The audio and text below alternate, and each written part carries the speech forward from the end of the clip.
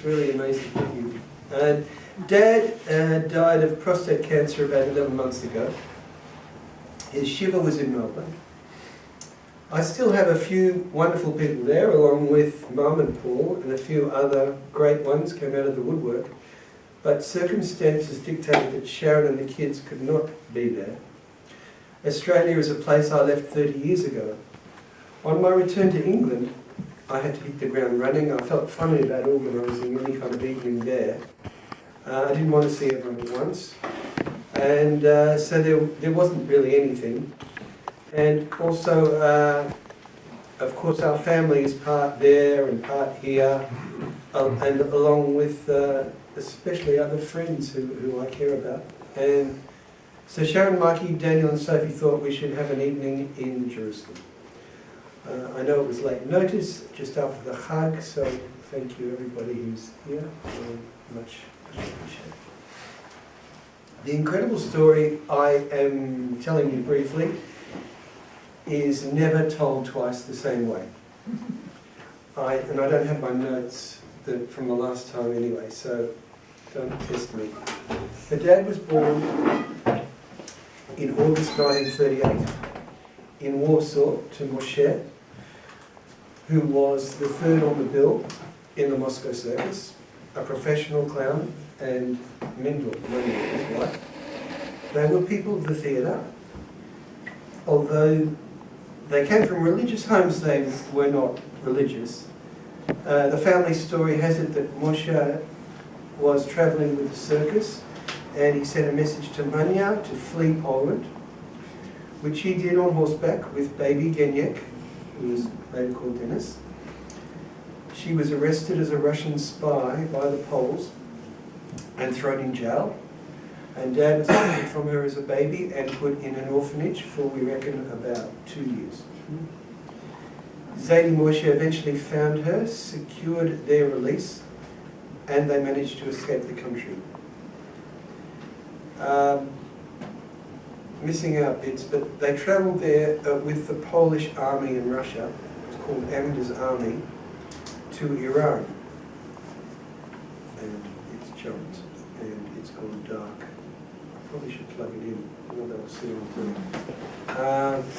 Give me a second. Right. Thanks. It's always me. There's a good reason why. Because my name was here. Perfect. Thank you. It takes a block. Yeah. So they followed this Polish army that was in Russia. It was called Amenda's army, and I think they got to Iran. And I know that Grandpa did, because he could mime, he did some cabaret in Persia. And then as they were refugees, they were repatriated back to Europe, and they were in Italy in a refugee camp, and it was based in Fellini's movie studio, Cinecittà. And he tells me that he reckons he remembers seeing the filming of Quo Vadis. Anyway, the family moved to Nairobi in Kenya, and Dad went to a British school, and Moshe there was no clan to do, but he oversaw some kind of sugarcane farm. Dad's two brothers, Max and Henry, were born in Kenya, and in Kenya he personally learned from his British teachers about anti-Semitism. Dad arrived in Melbourne around age 11, speaking Yiddish, English and Swahili. The family received word from Polish survivor friends, the Red Lichts in Melbourne, that Melbourne was the place to go, it would be a safe place to go. The age of television heralded the end of the clowning in the 50s, and so the family bought a series of corner shops, milk bars, in Ringwood and Moorabbin. Although Zadie was not particularly well suited to this kind of thing, and he later bought a taxi concession. Denis applied himself at school, and he became a prefect, and he was an apprentice draftsman, and he played soccer for the State of Victoria's youth squad. He realised the family business needed him and that it gave him some financial independence, so he decided not to continue with his draftsman studies, and he ran the business. When they found out about him, Ajax Maccabi poached him, and he started playing with the Jewish club. At an Ajax dance, he met Nina, who was a gymnast from Carlton, and they were soon married. I came along in 1961, and Paul in 1963. Nanny and Zadie lived at 1 Sebastopol Street, and we lived at number 3 Sebastopol Street. Mina worked most of her life in various shops, assistant roles, retail, and for a long time at David Jones. Dad had several kiosks, cafes, cake shops, and drove taxis for many years. I keep jumping on me, sorry. I once started reading a traditional Jewish text called The Path of the Just, Mesilat Yesharim by Rabbi Moshe Chaim Lazata. But I chucked it in as the path seemed impossible and impassable after the very first few steps. I don't know if you ever tried it. I don't think Denis Horowitz was a particularly complicated man. He did have a very, very special quality. He always tried to do the right thing. It was evident in how he chose to spend his day.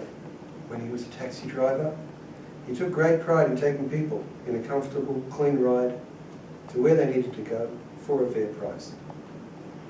When he owned cafes and kiosks and sandwich bars, he got up earlier, made sure his customers got a delicious cake or a sandwich or a hot pie or a coffee to lift their day. Things were clean and tidy,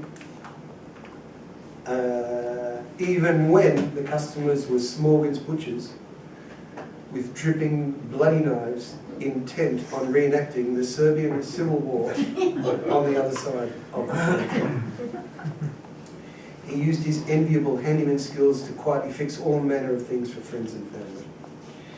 He and my mum lived a life in a home of immaculate cleanliness and order.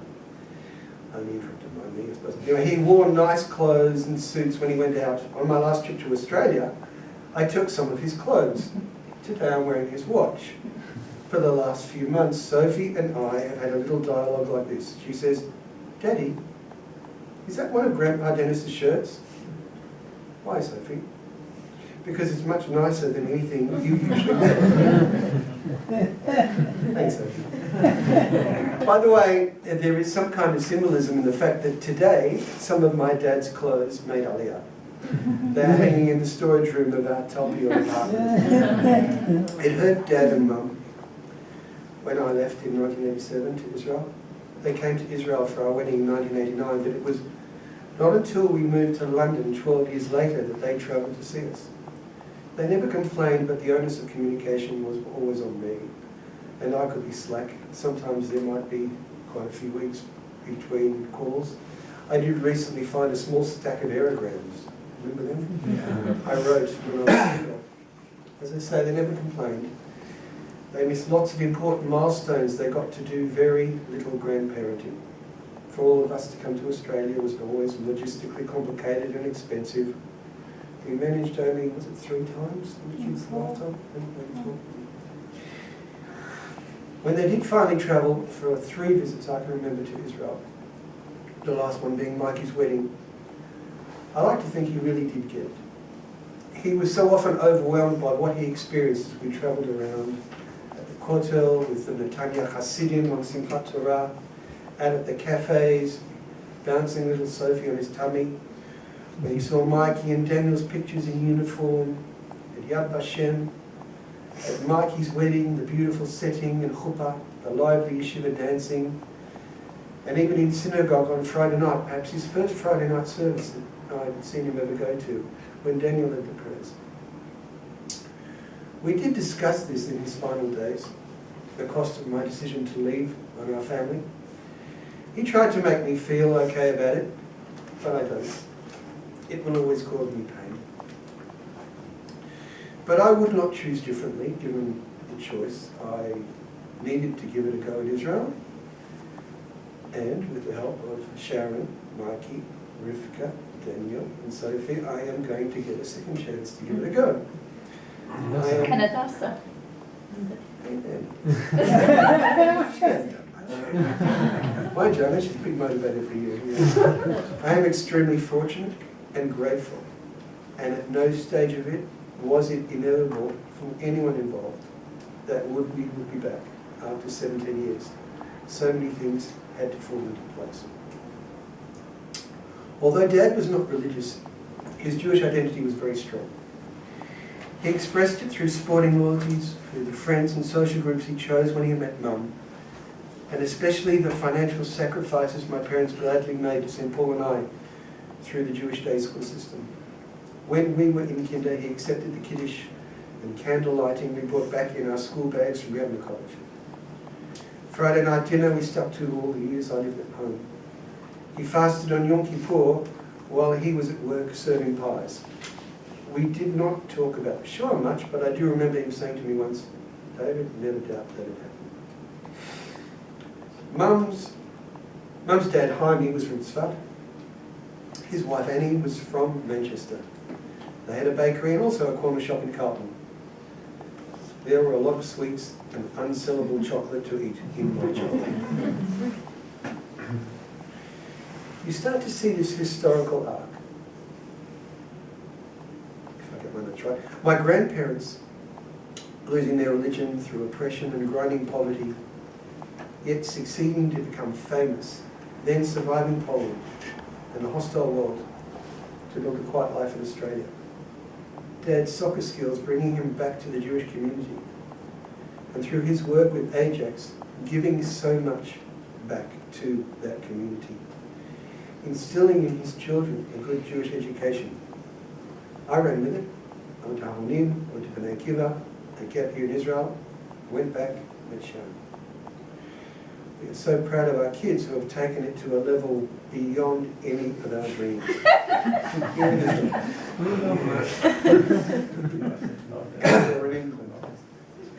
I look at little Hadassah, our granddaughter, and I have to pinch myself. To her, Israel and Judaism will be as natural as breathing.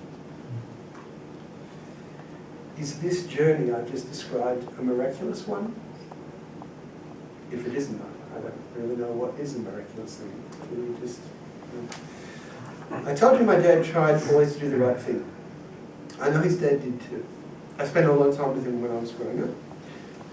And I know when I look at my children, I see the exact same quality, now clothed in a spiritual Judaism. This, I believe, is his proud legacy. I believe there are people who was and can be helped. I haven't told you much about the kind of bloke he was, about the stuff we did growing up. I wrote a list of some memories, but that would take too long. I want to choose ones I didn't use at the eulogy. But first is sneezing legacy logic. I have an extremely loud sneeze. Mikey sneezes like me. I sneeze like Dad. Therefore, Mikey sneezes like Dad. He was, for a stocky guy, very light on his feet. Probably to do with the soccer. It was so beautiful to watch him and Mum, the gymnast dancer at a wedding or a simcha, float around on the floor in such perfect tune with each other. I really envied that. He had an incredible sense of direction. You guys still awake? You were right with me. He had an incredible sense of direction, was a driver in his soul. He would organise a bunch of friends to go on drives around Victoria, have a coffee and take in the scenery. Mum said she was very sad that this has stopped since he passed. He fell and knocked his head a few years before he died. It was then he learned what depression was, and for a while his brains were pretty scrambled. At that point you could find him at 3 in the morning in the car, just sitting there with his hands on the wheel. It seemed so to temporarily bring order to the chaos. He fought and struggled back from this with great dignity and discipline. I remember only one driving lesson he gave me. I heard him use language he never used before or since. There was no use being in the driver's seat when he was in the car. I remember he took us to the electric dodgemy boats near Luna Park and to the Scale Electric place in St Kilda. He made an amazing improvised sukkah when we came to visit. His dutiful care and love for Mum is an example to me. He protected her in every way. He picked her up from work. He took her to shopping centres which he disliked, but he did it for her. They were a handsome and popular couple with their friends. He loved his house. In the last trip to Australia last March, we managed to get him home for a while from the cancer hospice place. I was driving him, as mentioned before, reluctantly for the first time in probably 30 years. He was quiet in the car. As we turned into Lura Grove, he said, "Stop!" And from that car windshield, he could see the whole house. He waited for a minute, said, "Okay." And we continued into the driveway, and I rolled up. He did not think he would see it again. Anyway, he had another 3 weeks or so in the house before they had to go back to Paran to the hospital. He was smart and witty and funny. Paul and I were both gifted with his dry and sometimes dark sense of humour. He complained that when he went for a haircut, they would always charge him a search fee. I've inflicted my version of that sense of humour upon my kids.